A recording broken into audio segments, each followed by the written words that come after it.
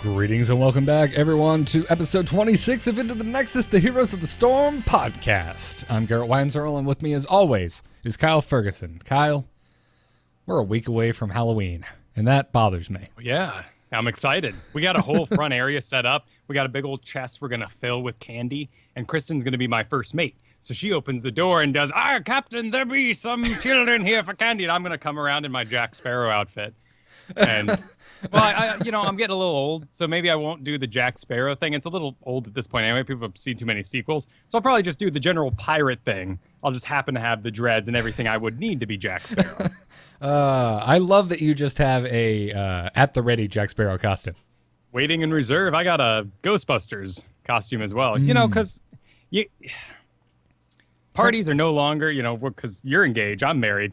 Halloween parties are no longer quite about, trying to impress a lady with the amount of effort you put into your costume. You more just need at this age, two solids that you can unleash on a moment's notice. I have a Joker costume of which I believe the pants no longer fit me. Also, I'm not going to do that because I'd have to shave off my beard this year, and I don't want to do that. And I have a Rick Grimes costume that always a good just fallback. Rick Grimes? From Walking Dead. Oh, okay. Yeah, sure. Yeah. This would be season 3 was what I modeled it after. So beginning of prison era Rick Grimes. So got it. There you go. I avoid season 2 like the plague from Walking Dead. That was a nigh unwatchable series of episodes. But yeah. I was super into season 1, but just season 2 season 1's like amazeballs. Like, yeah. I realize this is not Heroes of the Storm, but I mentioned Halloween, and I have then sent us down this spiraling vortex of off-topicness. Sure, and those people are way too clean to be enjoying showers that much. A little more grime would have helped out for the believability there, but no, that was a fun show. Yeah, it's good again. I would recommend just skipping 2 and 3, going straight to season 4, and continue watching. Okay, we own a pretty open household, letting in all sorts of ideas and franchises here and there. Zombies are pretty out here at the house. I can get down with that. I understand. It's a little overtread, but yeah. It's such a shame too, because so many great co-op games. Like right now, there's Steam sale going on for Dead Island, and I'm kind of like, oh, well, no, not really. Oh man, I have no interest in playing that game. It was. I remember it was received not terribly when it came out. I know the sequel got pretty terrible reviews, but I just don't care. It's bizarre to think that Naughty Dog thought about canceling Last of Us when they saw the original advertisement for Dead Island. Because they're like, damn, they're doing the same thing we are. No, it came out. It's okay, everyone. They did a weird MMO adventure thing. Yeah, whereas Naughty Dog did, in my opinion, the best story ever told in a video game. Yeah, it's the whole reason I'm not playing Evil Within, which is, Resident Evil 4 is totally my bag. But I heard the ending was and at this point I'm like, well, if the ending's bad, then it's not worth my time. Yeah. I need well-written cinema. Well, we've got some stuff I wanted to mention at the top of the show before we get into the show proper. First of all, patrons, ears up, because next week we're going to be doing our after-show Heroes game. That's where Kyle and I grab 3 other patrons who are in the live chat room, bring them in, and play some games. Although now custom games are here, so if 7 of you show up, we'll just do a custom game. I'm so excited for that. Yeah, I had to remind myself mid-saying this that was a thing. I forgot that we could do that now. Right, it's a little hard to organize, and also we don't really have a way to judge each other and make good even teams. But who cares? If people show up for it, let's do it. We sometimes just do random after show games. But we're announcing this one so we can get people to show up and do the custom game. I'm gonna pull rank and say that Kyle's on my team no matter what happens. So okay. That aside, we're good to go. We are good to go. So at some point though, we will have to divide up and do some team captain. I'll grab all my people in Skype, you grab your people in Skype, and I guess you'll be streaming yours and I won't be, but throw down. Yeah, exactly. So if you're not a patron and you're interested, head over to patreon.com/ITN. You can support us for a cent. You can support us for $10. We don't care. Also, if you're already a patron, I'm going to put up a post tomorrow. It'll be today, as of if you're hearing this on the podcast, the day it came out, where you can share your battle tags with us over at the Patreon, so I know who you are and I can add you to the game. So keep an eye out for that. Also, this Saturday, Jocelyn of Angry Chicken fame is running her annual Gamers in Drive for the Extra Life charity. It'll be right here on amove.tv. So if you're twitch.tv/amovetv, if you're not already following the channel or subscribed, please do so. It starts at 10 a.m. It will be a 24-hour gaming marathon. There will be something going on every hour starting at 10 a.m. until 10 a.m. the following day. Ooh. So, yeah. And Jocelyn puts a lot of effort into this kind of stuff. So there's tons of guests coming in, including yourself and me, Kyle. We will both be making an appearance on this 24-hour gaming stream starting at 10 p.m. You can catch Kyle and I. We're going to be playing StarCraft 2 for an hour starting at 10 p.m. With some folks. And then at 11 p.m., we're going to switch to Heroes of the Storm, and Jocelyn and Scott Johnson will be joining us. And apparently also the highest donator that puts Heroes in the comments will be joining us. So nice. Go donate, put Heroes in the comments if you wanna play some Heroes with Scott Johnson, Jocelyn, Kyle, and myself. And then at midnight, we'll also be sticking around for Cards Against Humanity with what I'm being told is a large group of people you're probably used to hearing speak into your ears. So it should be fun. Twitch.tv/amovetv starting at 10 a.m. Eastern Time.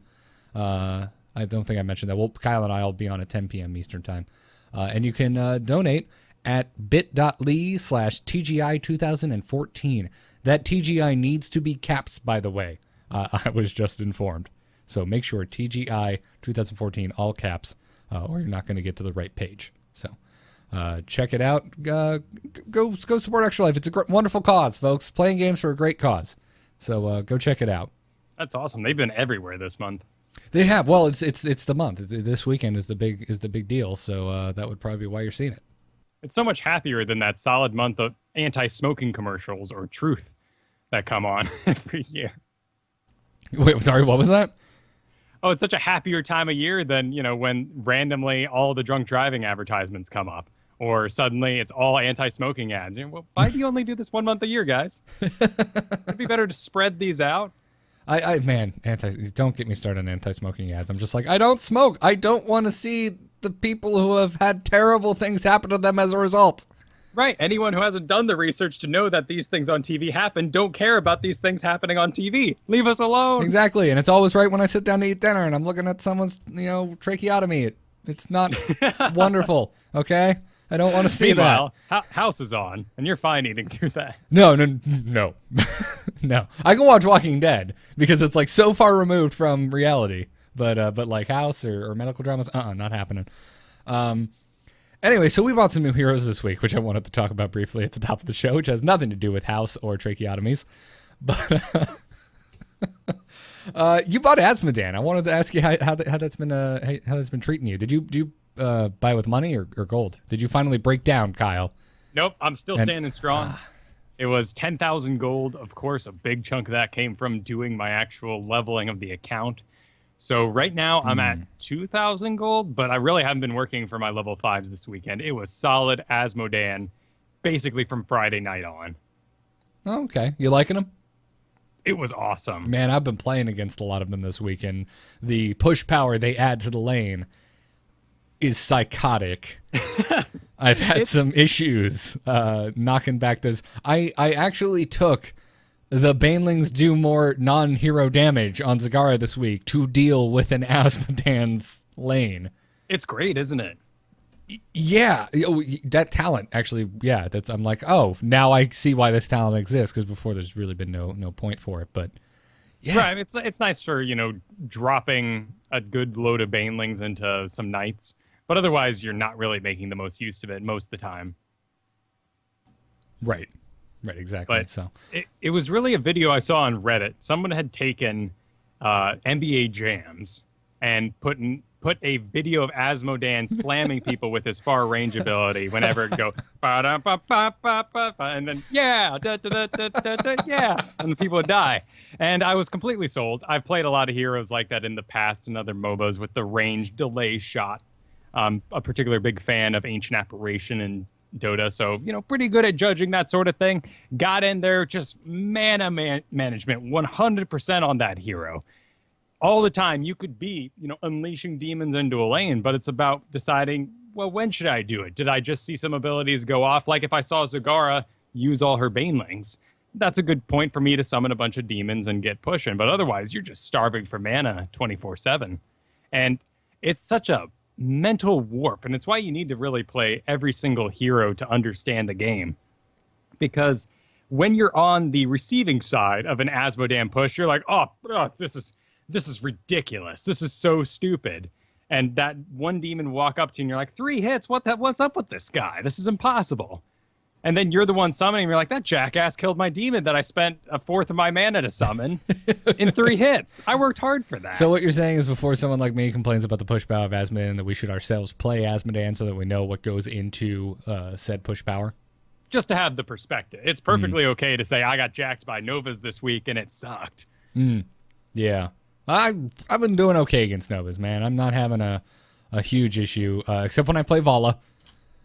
It's just like if I know a Nova's on the other team, and I'm playing as Vala, I never, ever use a Vault to engage. I make sure it's constantly off cooldown. Yeah. Because the second I'm hit by that snipe, I'm just like, E-click, done, and goodbye. I'd love Vala doing the build where whenever you Volt, you get the refresh on your Hungering Arrow, and then you get 2 Volt charges, so you can just unload, but you have no mana when that's over. You may have killed one guy, but you're just standing there for a Zeratul. Exactly. You're just sitting duck.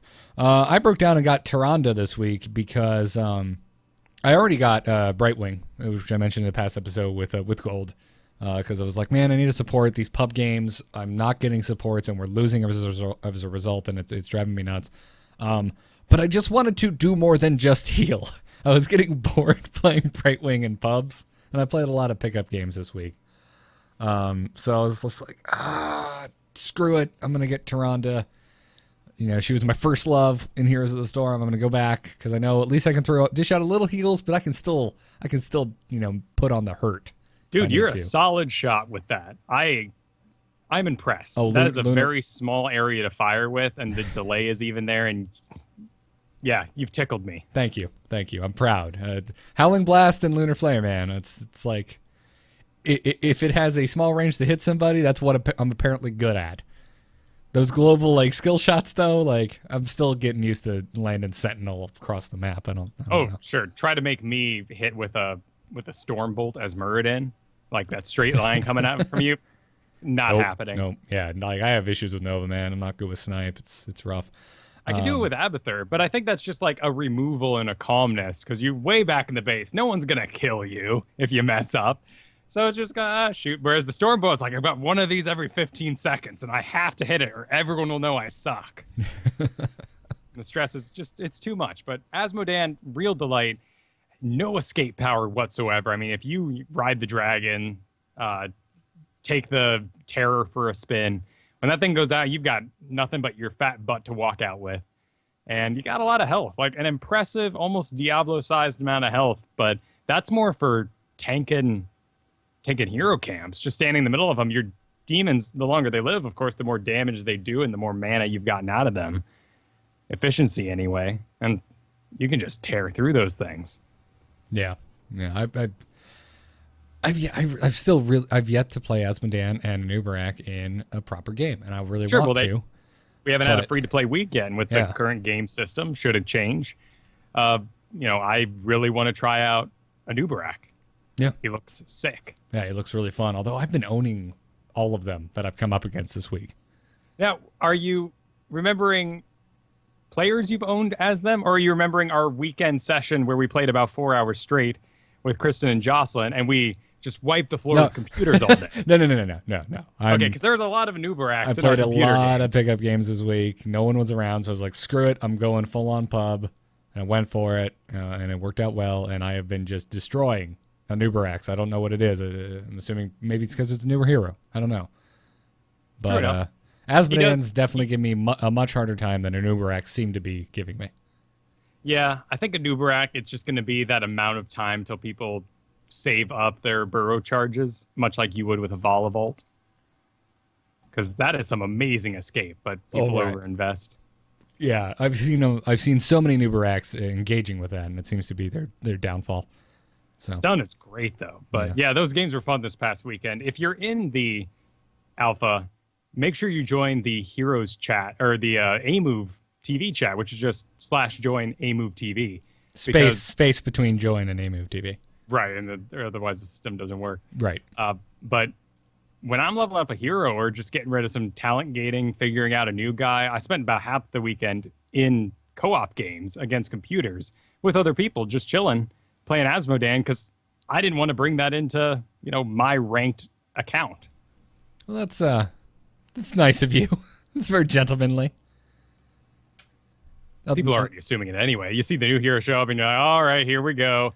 One, he's Mr. Moneybags. Look at him with his fancy skins. No, man. For me this week, it's been Rainers. Every time there's a Rainer, it's just like, blow the new porn. Like, they're always the ones making the most obvious mistakes, going a little too far ahead, not sticking with the group past, level 10. Sure, but we did have a lot of alpha invites this past week. So it can be assumed with the tutorial that people move straight on to Rainer. That's a very and he good was point. free to play. That is a very good point. Gotcha. So I also broke down and bought Zagara this week with money, my first real money purchase. So there's your that. first real money purchase that wasn't refunded money. Exactly, that wasn't refunded money. But hey, I needed it. I needed her. Zagara's a blast. I had a daily for StarCraft hero, and I almost went for Nova, and I'm like, but I already know I'm good and really enjoy Zagara. I'll get Nova later. So. Well, then we need to play because Asmodan's Zagara lane sounds like an absolute treat. Oh, God, so many. Everything being spawned. Just things. All the spawns. All the things. Awesome. Well, let's get into this week's news, which, shout out, by the way, to listener Brian's daughter, who also apparently seems to be the world's biggest Stitches fan for this week's News Bumper remix. We're on, boys! Ha-ha! Let's liven up this place! Put me to the stage. Stitches want to play! If you could have an audio subtitle, that would be Brian's daughter saying, Stitches want to play. Yep. So, thank you for that. Frightening that a little girl would gravitate towards Stitches, but this was our listener who was saying his daughter was playing Lily at the time. So luckily, the character she chooses to play, or maybe is forced to play, is a little happier and less grotesque. Kind of like how your parents didn't let you have any black cards in your Magic collection when you were a child. Yep, it was green 24/7. I love the idea that your parents went through your Magic cards and removed all the black cards. Dude, did you see? Not only was the drawings not so great, they were just plain disturbing back in the day. It was like they're disturbing now. Yeah, but they have, I'm older for one, so I don't even see them the same way. But it's kind of disturbing in the way that bad art is more disturbing. Like when you walk by those music posters and the whole thing is drawn with a black pen. That's just a really cruddy looking mouth. Like, why did you write your band name on the T? That looks awful. Yes, that is it's worth noting. I explode -2/-2, and my mom went, nope, nope. This 3/3's Trample Beast, though. That's yours. Anyways, a Russian website called Glass Cannon posted a massive data mine bonanza of possible future Heroes of the Storm heroes based on data mine sound clips. And these aren't sound clips of the heroes in question. They're sound clips of heroes that currently exist, kind of smack talking the heroes that they believe will be added in the future. And the list is very long. Just very quickly, like from the Warcraft universe, for example, things that are in here are like a human form, Deathwing, Gul'dan, Kil'jaeden, Magni Bronzebeard, Grom Hellscream, Maiev, want Maiev so bad, by the way, Ajara, Chandris, Feathermoon, the list goes on and on. Some of the notables from StarCraft would be Dahaka, who I'm sure you're very excited about, Kyle. Sure. Yeah, you want to get some Dahaka? Primal Zerg, he's going to have some sort of Diablo-like mechanic, I'm sure, where he does, collecting, what was it called? Biomass. Oh, yeah, you're right. Yeah, and then you find his arm just in a random level as an Easter egg. His missing arm. He was missing one. Yeah, there's also Horace Warfield's mentioned because we need more Marines. We need more Space Marines in Heroes of the Storm to further confuse people. Tosh, get him in there.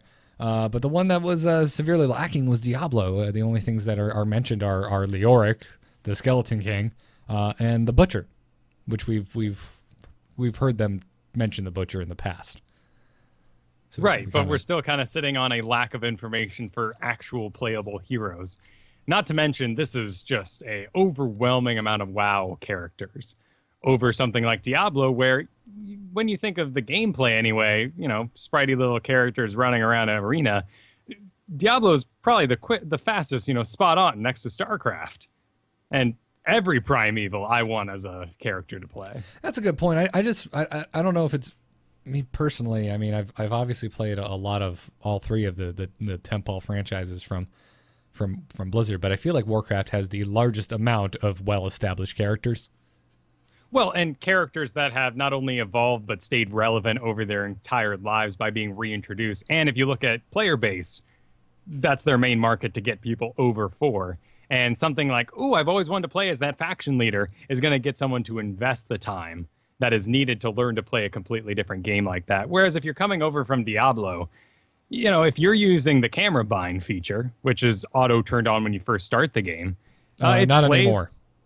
Oh, really? Yeah. Okay, so they do it the other, but you can still turn it on and off. Yes. And I don't know why you would, you crazy person. Hey, well, I thought that too, but this past weekend I learned that Kristen uses it, and that's because she comes from Diablo playing. I mean, growing up, her gaming resume was almost totally Diablo 2. Just played the crap out of it with her sorceress that apparently was melee spec'd, so that she would hit things with staffs and then run away with the the trail of fire. I don't know how she beat the game, but that sounds amazing. Now I know why you two are married, because you both insist upon playing games wrong because you refuse to read anything about the game. Well, we get these ideas in our heads and we want to role play, so it happens. So she wouldn't hit things as a sorcerer. God, you two are so friggin' made for each other. It makes me want to vomit. I know, it it drives me nuts too. We'll be playing D&D, and I'll be like, you picked a warlord. That's like a healer, 4th edition thing. Why don't you play a barbarian? You're always like punching out heads and going for kills and screaming, painting blood on your face. And she's like, barbarians don't know how to read. My character is intelligent. Hey.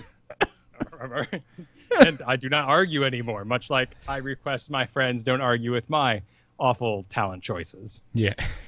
Yeah. For flavor's sake. The cool thing is over on this website as well is a lot of these sound clips they've actually posted. For example, you can hear this is why my Mayev is listed, is because there's this line of dialogue from Illidan at the beginning of a game if Mayev was on his team. Can you put aside your anger, Warden? And then he would say this. Then for your sake, I hope you die. Which I just love. I'm assuming Mayev has some type of response along the lines of no, but all gussied up for Mayev. I've been running Black Temple for some transmog gear, so I've had to listen to Mayev shoot her mouth off multiple times. But they talk for a while. Yeah, they do. It's just like, I really would like to just, finish killing Illidan, and my friend will get the Warglaive because I came on my priest, which can't even equip it. So thank you. Thank you very much. But there's lots of these in here. Another one from Gul'dan is Illidan talking to Gul'dan is this. I'm taking your skull. Deal with it. Which also just tickles me. Like, I love it. It's more Illidan being a wise ass. Please. So angry. Just get it in there. No books in that prison. There was no sports, no yard time. But somehow he stayed really buff. Yeah, I don't know how I did that. There's a lot of heroes on this list I'm super excited for. The one I don't want to see is Bran Bronzebeard. Keep him as far away from any other Blizzard game as humanly possible. If there's one character that talks too much, it's gotta be Bronzebeard. Yeah, well, what would you think his kit would be? Because I personally think one of his heroic abilities would be a debuff that he would put on the opposing team, which would just be called something like Inspire Hatred. He just talks, and then everyone just fights among themselves. I would hope that one of his abilities would be much like a Tassadar wall. He sets up this huge wall of faces that then shoot laser eyes at everybody. Oh, that'd be great. Oh, that'd be so absolutely wonderful. Or he could summon like Algalon. He just calls him down. Algalon just starts beating people. I mean, at least he'd have a unique look to it. I mean, I'm worried about what Magni Bronzebeard is it? The actual king who is listed as another possible character? Yeah, why are you worried about him? Because what's different between him and Muradin? They have fairly different armor. I mean, I know the difference because I know what they look like, and I'm kind of a nerd about this kind of stuff. But Sure. And I'm a lot more Warcraft 3 based, so I see Dwarf sitting on throne, I go Stormbolt. Right. I think, in terms of gameplay and recognizability, if they can make Raynor and Tychus work, I think everything else will just be just fine. I do at times get a little confused between Tychus and Raynor, but it's real minor. Obviously, it was more at the beginning of me playing Heroes than it is now. Sure, the minigun is a big indicator, and Warfield would be particularly large. I mean, he was larger than both Tychus and Raynor, and then he'd have the gun hand. Okay. Chat room saying that Magni will be a skin for Muradin, not a hero, but that's not what the data mine stuff here says. Yeah, and a point on these data mines, like I've actually seen all the files now. I went through, listened to a lot of them. Actually, no, here it is. Yeah, a little text that this last line here, it says most likely not an independent character. So it's also possible a lot of this could be, remnants, like of things that are not coming that they put in there during initial testing. Right, and they said, well, why don't we just take these two characters, combine them into one? Their abilities work better as a single kit than trying to divide out these two dwarven ideas. But when you actually go through the sound files, they say response the character, which is what makes the Overmind so interesting. The clip says nothing. It's it's just Tassadar saying the great evil is defeated, but it says Overmind on it. Oh, really? And that's what makes that fascinating. The chat room makes a good point. The Magni skin is actually already in the game. Yep. Oops. Sorry about that. So that makes me wonder. Well, sure, a lot of these are suspect. Yeah, this line of VO isn't in the game. So is it something they're considering putting in? So if a skin makes a character look like another existing character in a franchise, that there'll be different voiceovers as a result?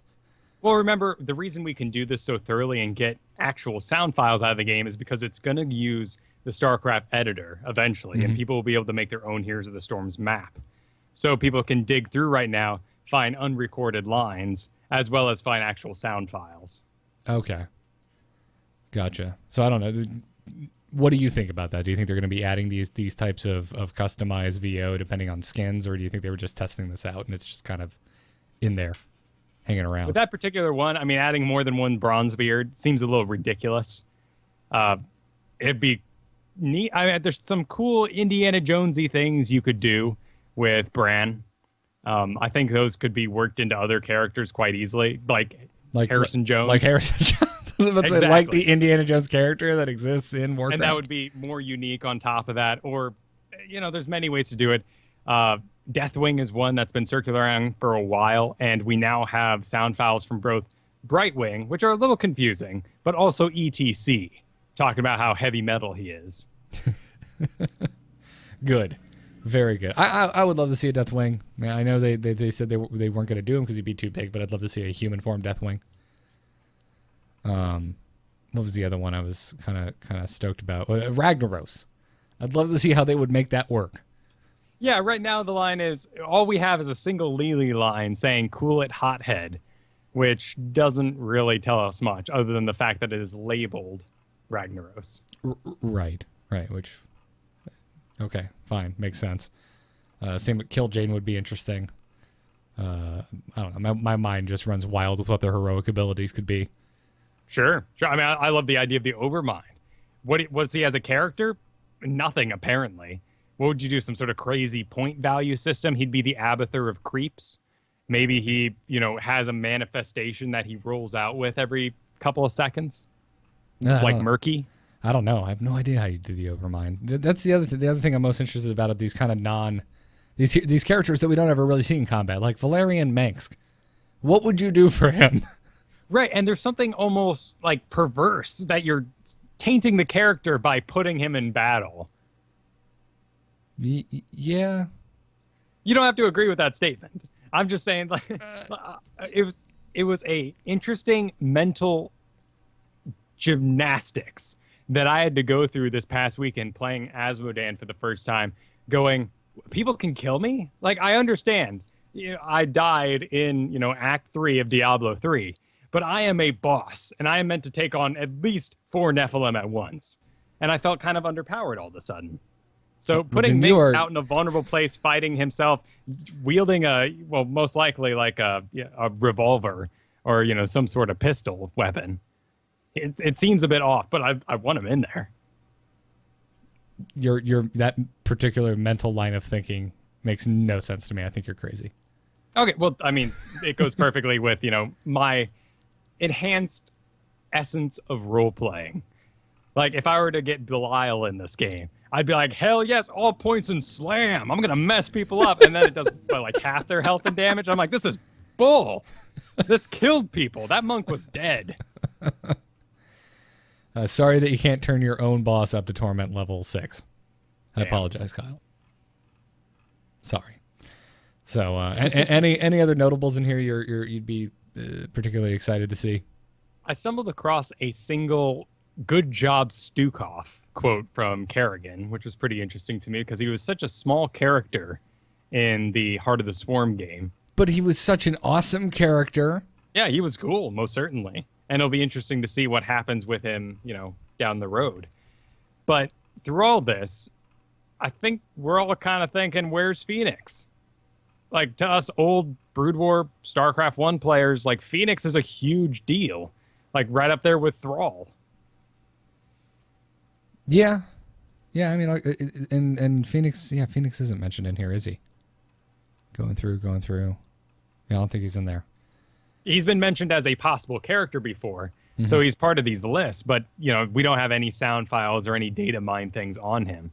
Right. I mean, that doesn't mean Jack. It doesn't mean he's not coming. I mean, Sure. half of these things where there is a sound file for someone could mean they're not coming. I mean, it doesn't mean anything. Right, and we are sitting on the cusp of BlizzCon. Right.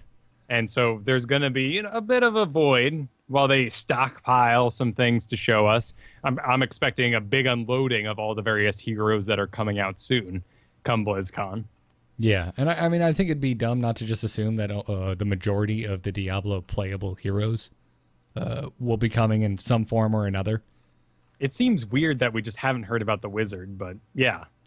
Yeah, maybe I take that back because now you've got me thinking there's going to be overlap with some star characters from the Warcraft universe, like Jaina, for example. Sure. And Kael'thas.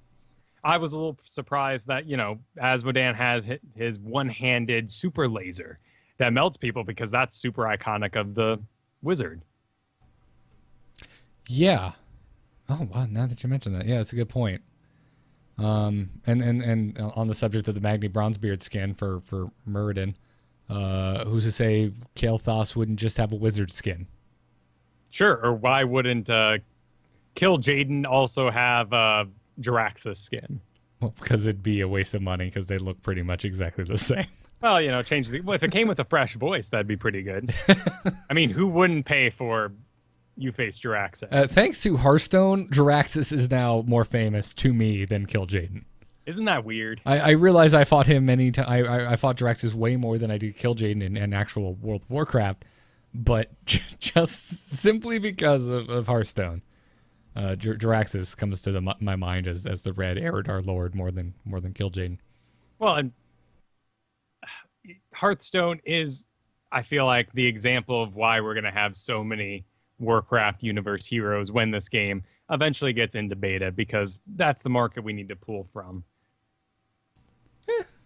Yeah, I mean, I don't know. There's a lot of Diablo players. There's a lot of StarCraft players. So I don't know. Certainly, but those players are already slightly trained in this style of gameplay. That's a good point. Good point to bring up. But anyways, we'll have links to this over at amove.tv/ITN if you haven't seen this post already. In some minor news this week, Blizzard has the Hallow's End skin bundle, which are one of the skins has already existed before, so it's nothing special, which is the Infested Tychus, but it also has the new Kerrigan and Abathur skull skins in there, so you can go pick that up. When I saw this in the newsfeed, I was so excited on the Heroes website, and then I'm like, oh, these skins already exist. Yeah, sadly, there wasn't anything more to it. These have been floating around for a while, but they're officially up now. In fact, it's only a bundle that holds the Skeletor and the Countess Kerrigan. The Tychus is purchased separately. Oh, okay. You're right. Sorry. My bad. Although on the flip side, they also put out a video for the charger you'll be getting as a BlizzCon bonus. The mount we're all getting if you have a BlizzCon virtual ticket or are attending BlizzCon. So when the video came out, I was like, I don't really care. But I watched it. I'm significantly more excited for the mount because it actually looks pretty cool. It looks really sweet. It's actually already in the game right now. When you play against computers, they randomly choose mounts and skins that could be available to show off, of course. Right. And it looks quite badass. Yeah, I think it looks sweet. I'm excited to get mine. Though, I don't feel like everyone should be riding bareback, but that's a different topic. Yeah. Some of these characters aren't skilled enough without a saddle. Vala, sure. Bareback 24/7. You believe it? What's this? Nature's Prophet. Malfurion. Malfurion. Bareback, 100%. He'd be all like upset about horses with bits, and you're restricting its movement, and that's uncomfortable. Fair. There you go with your role playing again. My fault. There you go. How dare you? So go check that video out, or just go up against some computers. Also, as we briefly mentioned at the top of the show, a massive chunk of beta invite waves went out this week. So hopefully we'll be hearing from a lot more of you. Got some tweets saying you guys got in. Very, very stoked for you all, and hope to see many of you in game.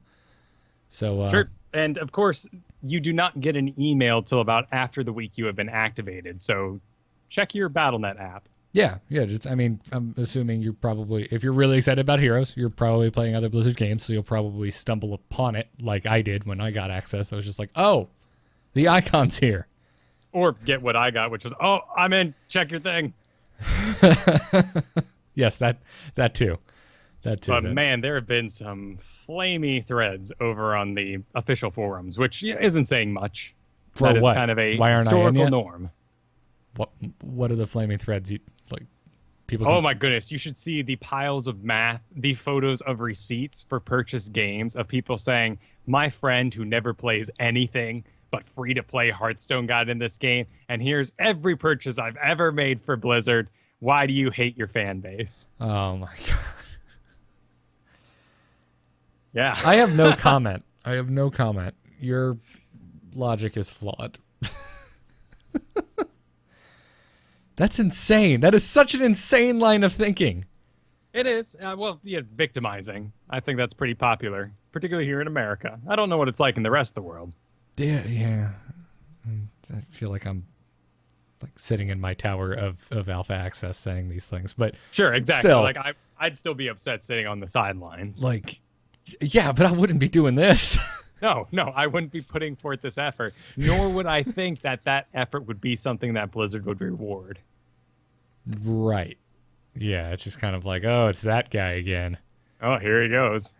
This is this video game martyr.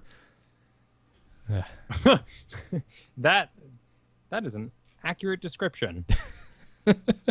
Yeah. Anywho, many of those these days. Anywho, let's talk some strategy, shall we? Choose a talent. Choose a talent. Talent? That seems generous. Impressive work, hero. I think you're ready for more. Welcome to this week's strategy section, where we're going to talk about a couple things today, but we wanted to start it with stutter stepping, which, if you've listened to us for a long time and came over from StarCast, you probably know what we're talking about. But Yeah, so this question was posed by Brother Gold over on Reddit, and it was fascinating to me because this is just a phrase that means, well, exactly what it means, instantly. Mm-hmm. It's a recognizable, it is a applied word in the world of strategy. Yeah, it's not like over on Angry Chicken where we're constantly having to explain terminology for card games.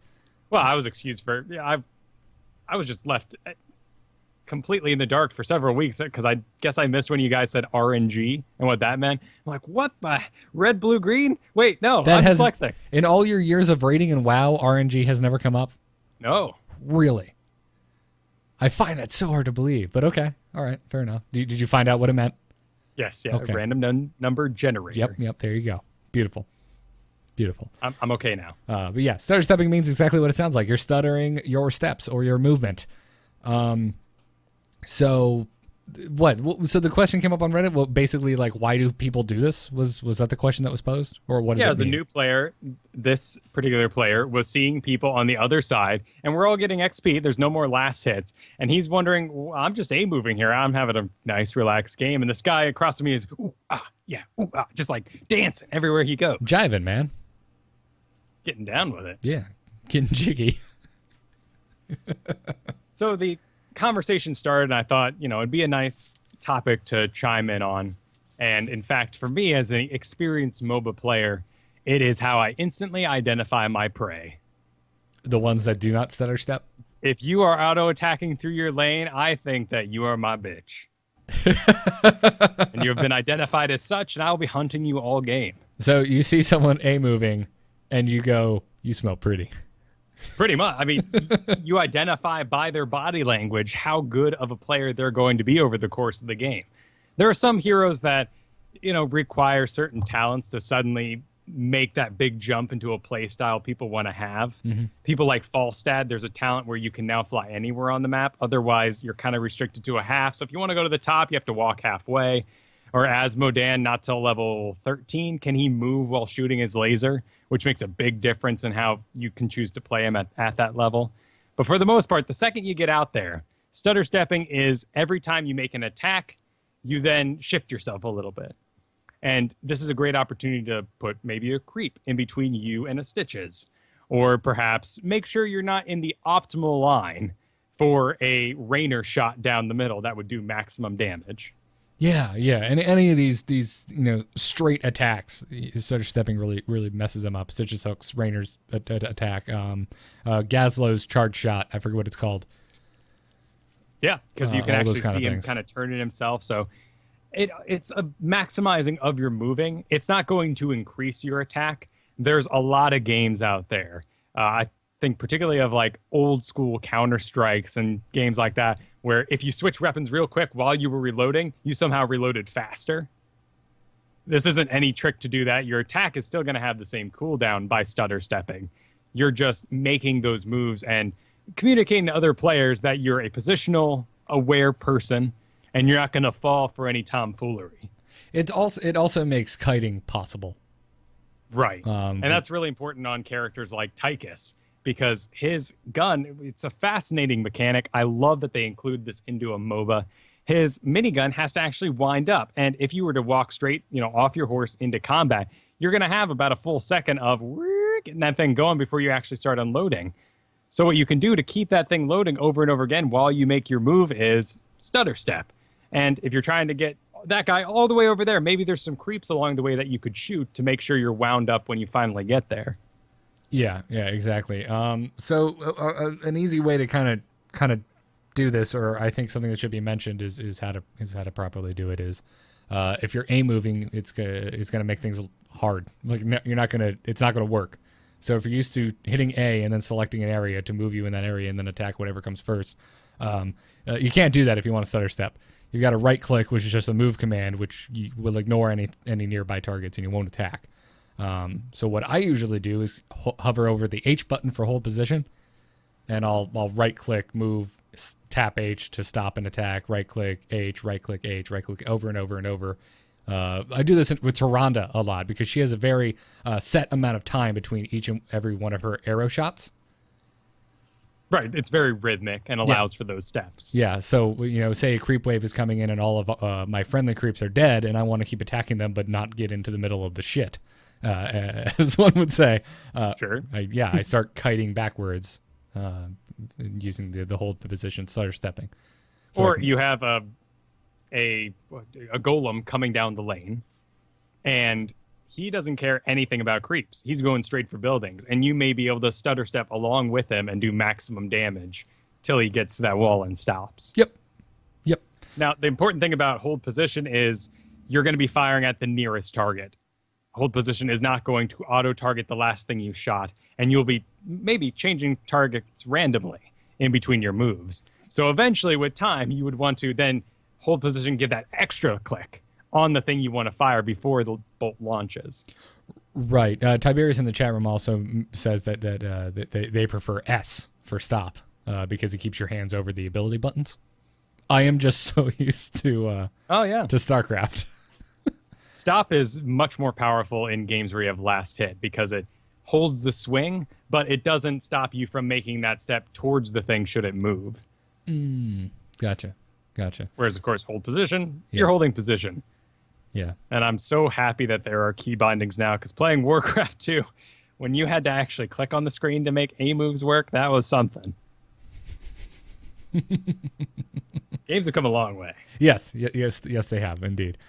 So yeah, get out there and practice. Get good at stutter stepping if you haven't done it before. It's a good tool. It's something good to have in your toolkit. It's an essential part of representing yourself on the battlefield, too. If you want to get into solo games, it's something that you should represent in yourself just so the rest of the team supports you. If I really want a healer to go with me, I got to be a badass. Otherwise, he's going to go somewhere else and heal someone he thinks is better. Are you saying you want to make yourself look like the hottest piece of meat on the block so that you attract a good healer? Yeah, you got to roll up in something nice, Go clubbing. I put on my nice threads. Which, to me, just means a colored mount of some kind. You have unlocked a skin for it. If you get in and you're wearing the basic skin, give it some time. If you love that basic color, enjoy it in a couple months when no one else is using it. But otherwise, wear whatever the freshest thing you have is. Oh, that's funny.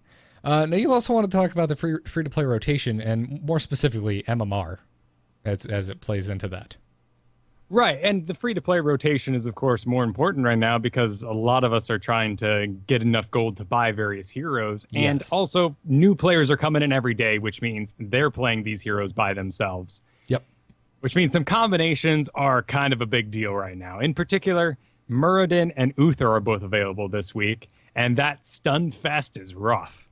Yes, it is. It sucks. There's a couple things that really hurt being on a team. You get in, you have no healer. You have no tank. You have no assassin. You'll make up for no assassin with some nice talent choices. But not having that tank in front really hurts, and not having a healer to back you up really hurts. And not having a stun is so detrimental. You can have as much engage in the world, but if you can't hold one guy down and beat him, then you're going to have a rough time. And so both these heroes being available this week in particular is a rather big deal. That also means, however, that someone like, they put a level cap on some of them. So you have to get your account level up to 12 before you can play Sergeant Hammer. I agree with this. There are a lot of very bad Sergeant Hammers in the world right now. And I've had them as teammates. It happens. Brightwing, level 15. I think these two should be switched, but whatever. Brightwing is another hero that if you're not sure what you're doing in game, you're going to have a bad time. Yeah. I also want to mention, because I don't want it to sound like I'm coming down on people, I am a bad Sergeant Hammer. It's very easy to be bad. I am terrible with that hero. One, it just comes from the expendability of tanks in StarCraft and just the sheer power of them. I'm probably a little siege happy. Like, I probably get in siege when I think things are going to go a certain way, and they never do. I am too. Ever since they moved the hover tank talent significantly further down the tree, I'm just like, I'm done. I can't do this. Which they needed to. I agree. I agree. And if you're good at Sergeant Hammer, hats off to you, because it's a hard hero to play. Yeah, having a talent that late that so much changed the hero, much like Asmodan's laser being able to move. Mm-hmm. Those are tough choices. And it doesn't quite seem like the other talents have caught up to that complete change of gameplay. Like, you need to have something really just cream of the crop to put up against something that allows you to attack while moving. Yeah. But that's a side point. The other part I wanted to get into here is your MMR. And your MMR can only be seen right now if you go over to hotslogs.com and make yourself a nice little account there. Which still, please, guys, just Heroes Logs or Heroes Logs, please just do it. Hots Logs Logs just doesn't roll off the tongue. For the love of God, I feel like you're making hot dog fetish. It sounds like much, much worse. Yeah. There's so much that could be said, but will be avoided here. It's the only way to see your MMR right now. Mm-hmm. And there is not a system in the game of rankings, of medals, of placements, of star systems to give you a sense of how many games you're winning, how many games you're losing, or more importantly, give you that immediate dissatisfaction when you lose a game, besides just saying, let's roll again. Well, that was a bummer, let's roll again. There, you get out of that score screen, it's gone forever. You never have to look at it. You might go watch the replay if you wanna, but otherwise, no harm, no foul. But I feel like if we could all see our MMRs, we would never, ever, bring a talent-gated hero into the versus environment. It's a horrible idea. Mainly because you're missing that special talent you wanted, or you saw that sweet build online and you can't do it because you're not high enough level. It's more just because you suck. And you're going to be horrible at that hero.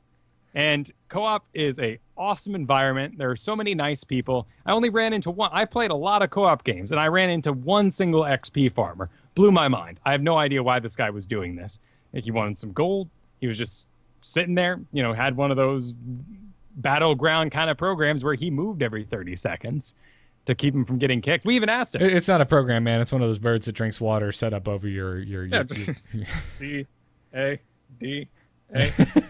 Exactly. And I asked him, what are you doing, man? And he's like, I'm just getting talent gating. It's the worst thing ever. I'm like, well, enjoy yourself. Learn how to play the hero before you go ruining my verses. Yeah. No. And this goes in line with me saying I suck at Hammer. It's we talked a little bit about this off air before, and you made a good point that your whole kind of thought process behind hey, to go into into verses with the character you know how to play, because it's the same idea as you don't go into a ranked match in Hearthstone with your silly crap deck that just happened to be thrown together because you wanted to see how many things with taunt you could fit into one deck. Right, you love your new pirate deck, and you think it's some hot biz. Yep, and it isn't. You're not going to go into ranked playing Hearthstone with that. You shouldn't be jumping into verses with someone you've never played before. Don't be afraid of playing against some bots and figuring out a hero first. Well, and I feel like this was just such a huge point to me with Asmodan, because he's an amazingly powerful hero. The way he was balanced was a lack of mana, for one. And you have to be able to make those decisions. And much like the Hearthstone decks, you can go copy the perfect Hearthstone deck online, and some of them have wonderful write-ups about, how you should mulligan and choose which cards you want in your hand to begin with. But for the most part, that's actual experience and what you know of the enemies and what you should have in your hand for those. Yeah. So once we get an actual rank system in here that's a little more visual, and I'm excited to see what they're going to do, because we have some cool systems with Hearthstone. We have StarCraft, which is a lot more nebulous. Yes, absolutely. Hearthstone is so 1-to-1, and the StarCraft is very much like, well, there's only 5 ranks, so I don't know. Well, yeah, and in Hearthstone too, if I see someone on my friends list, they're ranked 10, I go, damn, they have solid mechanics, and I kind of know that person's skill level. Whereas if you say you're platinum, well, one, I can ask, well, were you platinum 3 years ago? Are you platinum today? Those are two extremely different things. And by the way, I think there's actually 7 StarCraft ranks now I'm thinking about it, but yeah, nonetheless. Well, all the medals of the rainbow. Master, Grandmaster, forgot about that. Yeah, agreed. Just look, test the dude out. Sure, and eventually, hopefully, we'll have, maybe some different rankings, like they hinted for down the road, different rankings for every hero you select, which would be interesting. Mm-hmm. Yeah, it would. Sorry, reading chat room again. It's my fault. I normally take the chat room. Mine's not working tonight, so poor Garrett. Kyle put me on chat room duty tonight. So if there's like little blurbs here where I'm just like, it's because people type things and It's okay. Mine's working again now, so we can fix the infograph later. I read that. I'm like, why am I reading this? This is not important at the moment. Writing it down on the to-do list. Oh, am I on a show? Thanks. Yeah, good stuff. So, anywho, if I could also just put out a PSA, everyone, please go learn how to play one support, because I'm so damn sick of not having support in my games, because it's happening a lot, and it's driving me insane. I feel like it's just a reaction to the way the game is being played right now, which is rather kill heavy. When you actually have supports on your team, you can have some serious back and forths that look like some pro-ass games. It's damn cool when you have a perfectly solid team right now. But you know what? Specialists are really seductive. They're super cool. It's breaking the hero lines that so many other MOBAs have done. So people are eager to try them out. But you know what? I mean, having an Asmodan, a Gazlo, and an Abathur all on the same team, oh my goodness, you want some stricter rules in place for this matchmaking. Yeah. Man, I would play Zagara every damn game if I could. But sometimes you just need to bring the missing piece of the puzzle. Sometimes you level that DK up to max level and you go, what the hell was I thinking? These tanks are crap. I'm going back to my other main. I already have a paladin. Why? Or me, where I'm constantly like, I've always wanted an arms warrior. Nope. People can't heal. Nope. Yep, absolutely. Let's take some emails. Darkness stopped calling. I hear the wilds call. Wait, nature calls. Okay, tell them I'm not here. You should have. I love this new bumper. You should have just ended it right after the zip, because it's really weird that afterwards someone just goes, "Okay, tell them I'm not here." After a pant unzips, just putting that out there, Kyle. Yeah. Think about the narrative of your bumpers. I did, and that one made me giggle more. I'm sorry, the ridiculousness of it. I do have one where Tassadar says, "Here's my number. Call me maybe," but it was just so painfully cheesy that I couldn't quite do it. Yeah, that's rough. Anyways, you can send your emails to itncast@gmail.com. Our first one today comes to us from Dave, who is from Australia, and he writes, I have watched quite a few of the casted pro matches recently and noticed that there were particular heroes that were regular picks and some that were never picked, Nova being one of them. Do you think, given her recent changes, that there is a place for her in competitive play? I am personally loving her at the moment in public games, and I know she can be frustrating to play against. I seem to have a lot of trouble with a Tassadar on the opposing team, so this might be an auto pick for the opposing team if she is picked. Thoughts? Love the podcast. Also an avid listener of TAC. Thank you, Dave. Yes. Actually, I talked to our buddy D-Day because I saw this email, and he said, "Oh yeah, they're all over the place. You see nice. Novas like everywhere." How's their team going? We didn't get into that. I don't know. I'm not sure how they're doing. I'm assuming they're curious doing good. to know, what sort of opportunities, how things are rolling with that in this stage of the alpha. Yeah, I don't know. I think his whole team will be at BlizzCon. I don't think they're participating, but Sure. I think they're all going out. But yeah, he said she's really good and hard to counter. So you're seeing her a lot in pro games at the moment. Well, and Dave here is watching games that are still coming out today, and that's because a lot of these were done before the reset, and they are still moving through a back catalog of videos. Yeah, absolutely. I can't believe how furious people are that these things were done before a patch, because man, we did a Hearthstone tournament and it came out after a patch and people were pissed. I bet that's because more than half of the watchers aren't actually playing the game yet. So some of those subtle nuances of things that have changed are lost on them. It's a very good point. Oh man, my second monitor is messing up. I have so many distractions that I apologize. It's just one of those nights where nothing's going right on my end. Damn it, Garrett, why couldn't you have done a tournament during beta? You really ruined it for yourself. You You got rid of your one excuse. It still feels like doing a tournament during beta for Hearthstone. I'm just going to put that out there. Yeah, well, with that casting method. The lack of an observer mode makes a tournament I may or may not be planning right now a massive pain in my rear. I can imagine. Anyways, yeah, so I think the answer to this is yes. Nova is very much a top pick at the moment at the high level. Right. The Tassadar ability that they're talking about is, well, amazing. And there's a couple other characters that have clairvoyance, which allows them to see enemy heroes within a certain area, and it can be cast anywhere on the map, which is good. But Tassadar's is, of course, a built-in trait. This is his D ability. It costs 25 mana, which is nothing. And it gives you vision in a huge radius around you for 7 seconds, and this detects invisible people as well. So I do feel like Nova will always be a bit of a later pick, along with Zeratul. If Tassadar was banned early on, then, yeah, Nova it up. Yeah, what it's called clairvoyance, is that what it's called? It's Oracle on Tassadar, and it's clairvoyance on other heroes. Gotcha. And I'm looking them up right now. Okay, yeah, because you were playing Tassadar exclusively when the game came back up after the patch. And Which was 100% because of the Nova I Zeratul. got so spoiled with that Oracle ability that I miss it a lot now. I kind of take it for granted because I think you build it properly. It's a very strong ability. It's not flashy. It doesn't cause damage, but it's such a good tool. And it's one that I just continually click when I change heroes. If I want to be ruined for the night on anyone else, I play Tassadar. I don't have any other games I'm playing tonight, so let's go ahead and enjoy some Tassadar and not ruin my gameplay.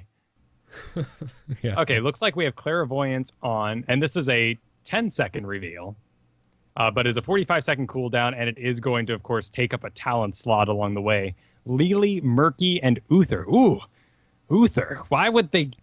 Uther's powerful enough. Yeah, but those other two you're not going to see in a top-level game anytime soon. Murky or Nazebo? Nazebo's around. You said but yeah. Lili. Did you mean? Right, no, Lili's in here. Oh, okay. Yeah, I didn't hear you say Nazebo. Oh, that's because I was saying Witch Doctor earlier, so I excluded him from my additional gotcha. statement. These are level 7 abilities for everyone. Cool. Good to know. Our second email today comes to us from Clicky, who says, "Hey guys, just wondering what your thoughts are on the ratio of heroes from each universe. Currently, about half of the heroes are from the Warcraft universe, and only 2 heroes that I can think of that have been shown but not released are Sylvanas and Kael'thas, who are also from the Warcraft universe. As more of a StarCraft and Diablo fan, I would personally like to see more of a balanced representation of the different franchises. Ideally, for me, they would focus on putting out StarCraft and Diablo heroes until they're even with Warcraft, and then from there consistently rotate through the universe with each hero release. Would that put too many constraints on the development process, or is it fine to leave Warcraft with a greater representation? Thanks for the awesome show. Keep up the good work." This is in line with a lot of what we talked about in today's episode. I personally think it might put too many constraints on the dev process. Well, and I think that's really obvious from Brightwing. I think that's really our biggest representation of different kits that need to be added to the game and what sort of roles they're trying to fill out right now. Yeah. I think they're paying more attention to roles and then the character that would fit that role from any of their IPs. Again, conjecture. We don't work for Blizzard. We're not sure. But that would be my assumption. I don't I don't think it's just them going, yeah, Warcraft's the best game, so we love it the most, so we're going to put that all in here, which is what some people on forums would say. But sure, yes, they would. Even though, like in interviews, Mike Morheim's CEO says, "Oh yeah, StarCraft's my favorite." Like even though there's evidence of that, this stuff always still comes up. It is interesting, though. Of course, you would assume that, if you were making this game at home by yourself, you'd probably just grab every single faction leader and make them a character instantly. Yeah. Yeah. Well, I mean, faction leaders are very specific for Warcraft. They're really not a thing for Diablo, and they're kind of a thing in StarCraft. Sure, but that's what makes, a character like Asmodan kind of bizarre in front of a character like the Monk. or the wizard or the necromancer. No, exactly. And that, again, further supporting, I think, our joint hypothesis that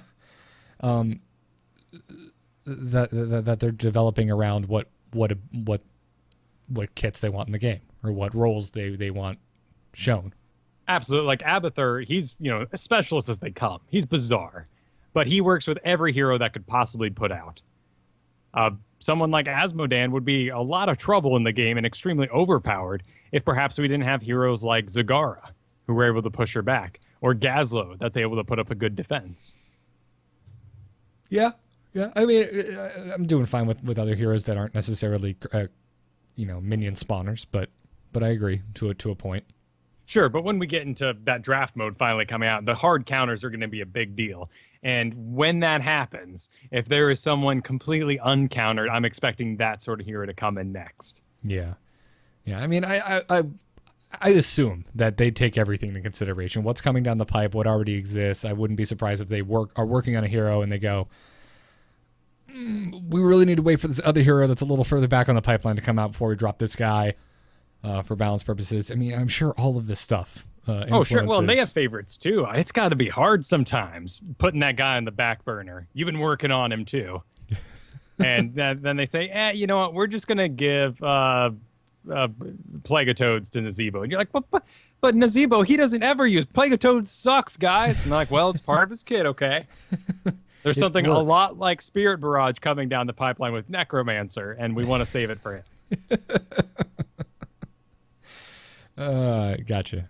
All right. Well, thanks for your email, Clicky, and you really hit the nail on the head with that Bright Wing example. Because I remember when she came out, I'm like, Fairy Dragon, we don't have Thrall yet. What's going on? Well, who are these people? I killed this thing in Blades Mountains for like I forget what it was, some kind of like dust off of their freaking wings or something. I don't know.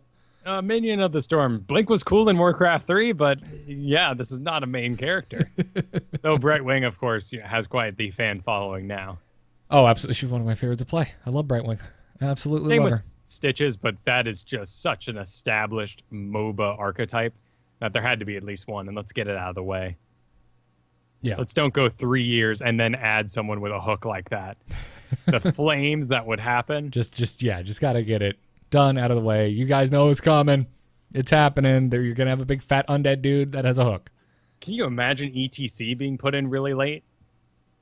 He's got a whole hero week to himself. They're doing the whole, who's that Pokemon thing? And everyone's going, oh my God, it's the Tauren leader. And it's ETC. I can see it. It's ETC. I know we personally aren't huge fans of the ETC as a character, but it's a popular thing. It's a popular running gag in the Blizzard universe.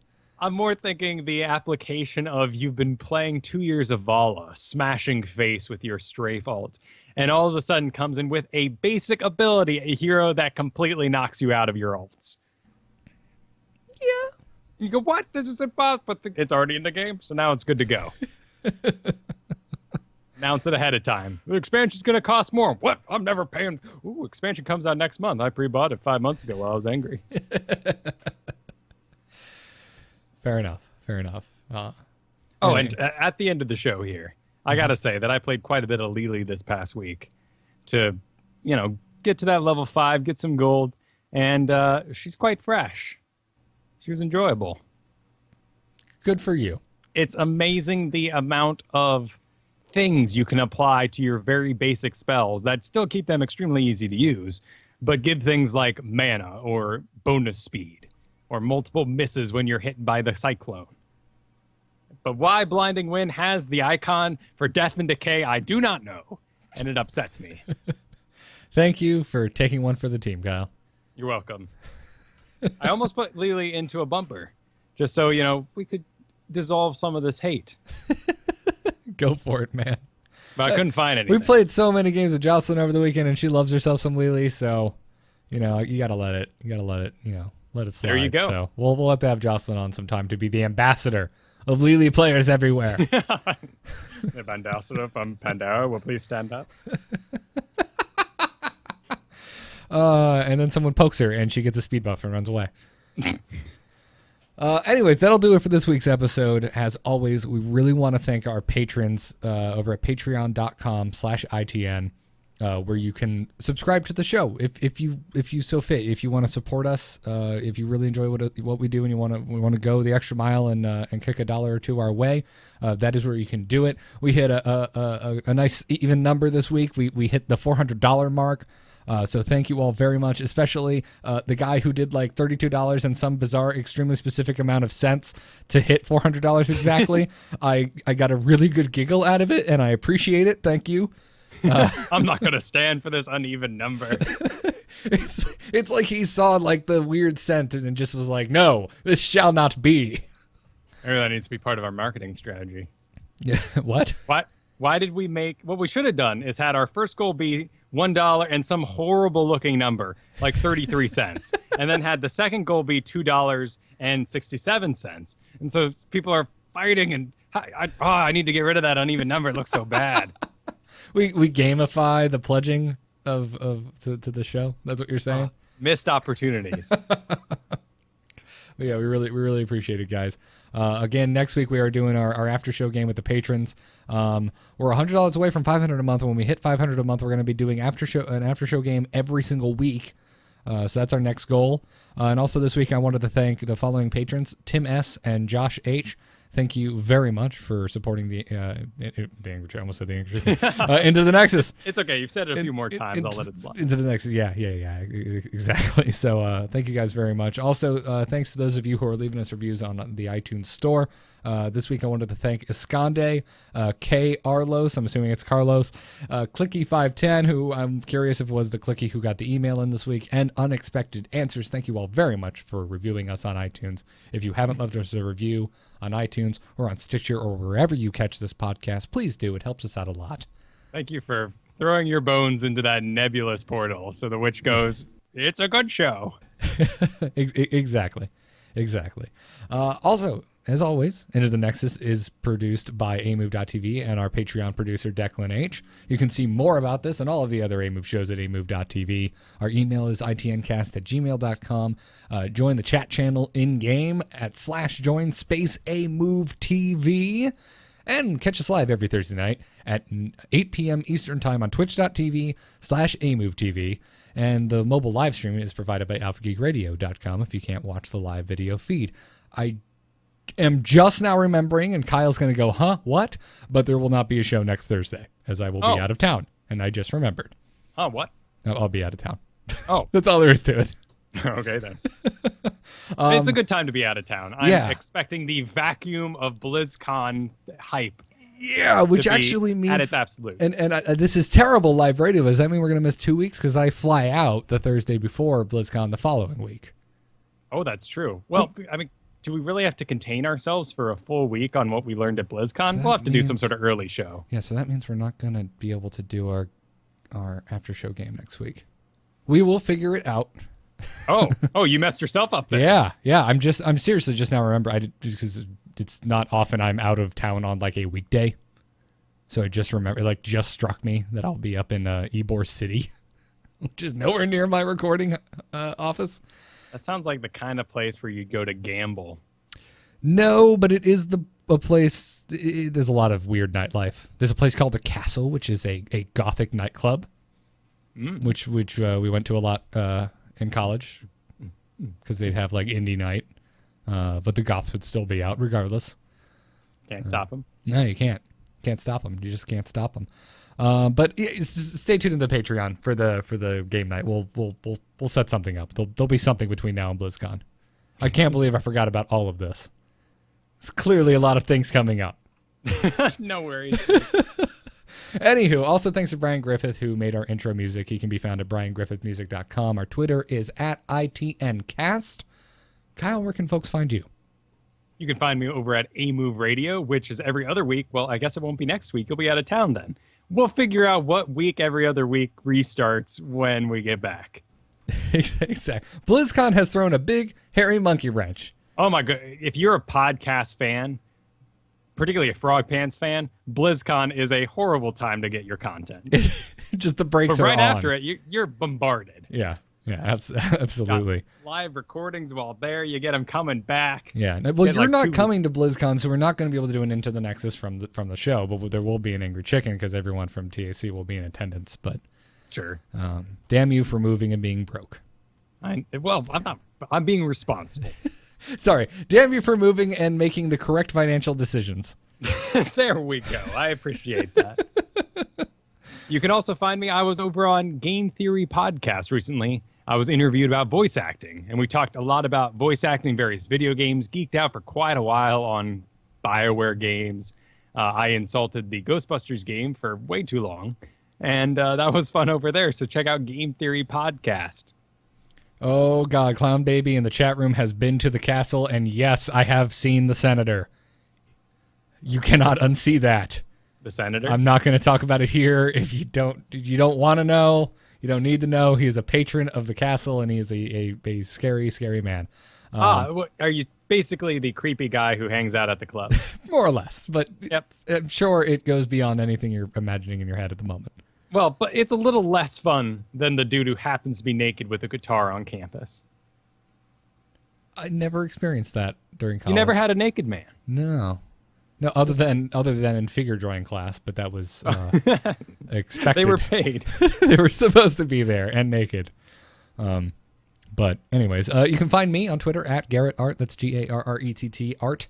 Go to nomoonart.com for my graphic design portfolio and check out the Angry Chicken, a Hearthstone podcast. Check out A-Move Radio this past week for episode 39. Kyle and I talked a lot about podcasting, how to do it, how we started, how we met. The big, long history. A lot about StarCast as well, if you're interested on that show's inception, where it went, and where it's possibly going. Check out doghousesystems.com and tweakedaudio.com. Use the code ITN, which stands for Into the Nexus, while you're there. It'll get you double memory on your next Doghouse Systems gaming rig, as well as 30% off and free shipping off of your entire order of noise-reducing earbuds from tweakedaudio.com. Thank you all for tuning in, as always, and I apologize for not knowing when we're going to do a show next, but stay tuned to the Twitter and the Patreon page and amove.tv/ITN. There'll be something. We'll put something up. So until then, good luck. Have fun. Take care.